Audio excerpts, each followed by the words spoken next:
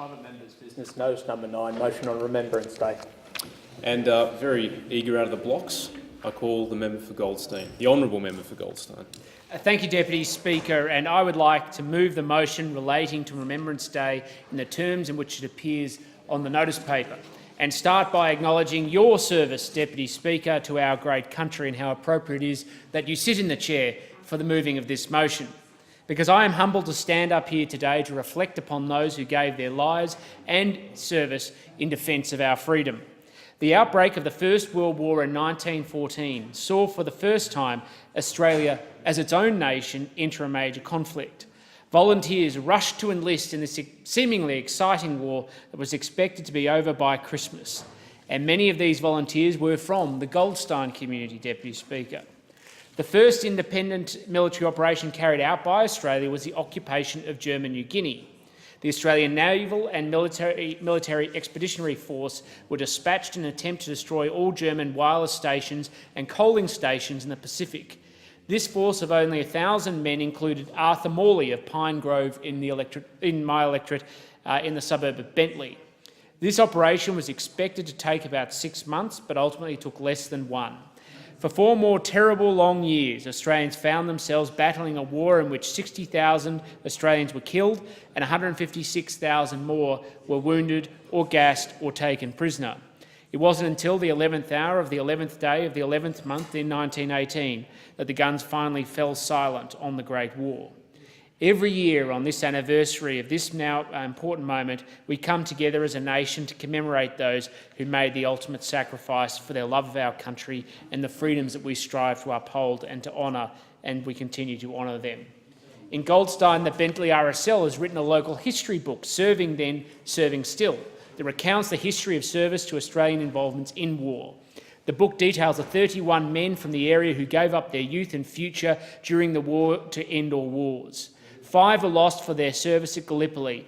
Ernest Beadle from Thomas Street in Bentley was killed in the Battle of Lone Pine, whilst Joseph Burgess was to die later of wounds received in that battle. George Shawes of Pine Grove and Eric Smith of Patterson Road, Bentley, lost their lives due to the hardships of trench life. It took Lawrence Brewster from Buckingham Avenue 2 years to succumb to the wounds he received during the charge of the Light Horse. 3 more RSLs served veterans in Hyatt, Sandringham and Caulfield. Those like Captain Robert Grieve from Brighton, who won the Victoria Cross for knocking out a concealed machine gun post during the Battle of Messines. Captain Grieve's Victoria Cross is unusual in that it was conferred on the recommendation of his men and not officers. Captain Grieve later donated his Victoria Cross to his beloved Wesley College in Elstonwick. Maurice Buckley was awarded the Victoria Cross also while serving under the pseudonym of Gerald Sexton. Sergeant Buckley is now buried at Brighton Cemetery under his correct name with his fellow Victoria Cross recipient, Warrant Officer Class 2nd Walter Peeler. Both Sexton and, as he was known affectionately, Wally, rest aside the great Australian Sir John Monash, who was an eternal constituent of Brighton Cemetery. There are also so many others who served. Ralph Warmer of Cheltenham, who served in the Korean War and serves on the committee of the Korean War Veterans Association of Australia.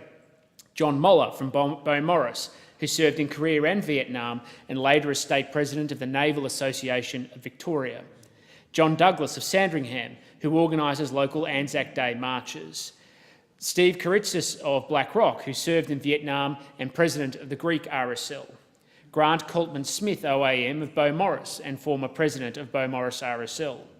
Importantly, Major General David McLaughlin, who was a Beaumaris resident and the retired head of RSL Victoria. Ambrose Crowe of Beaumaris, who served in Vietnam. Errol Driver, Terry Black and George Logan, who all served in Vietnam. Ted Moorcraft, Mac Roberts and Roy Watts, who served in World War II. Ian Lilly, who served in New Guinea. And Chris Spence of Beaumaris as Air Vice Marshal and current Chair of the Shrine of Remembrance. These people served amongst many other men and women in the Goldstein community, in the Victorian community, and of course from the Australian community. And they make us all stand proud and tall as they did. And today it is our turn to stand proud and tall in remembering, in honouring the service and sacrifice of all who fought for our country, and for those who of course will do so in the future in defence of our freedom. We are eternally grateful for their sacrifice and for their preparedness to commit a love of country ahead of themselves.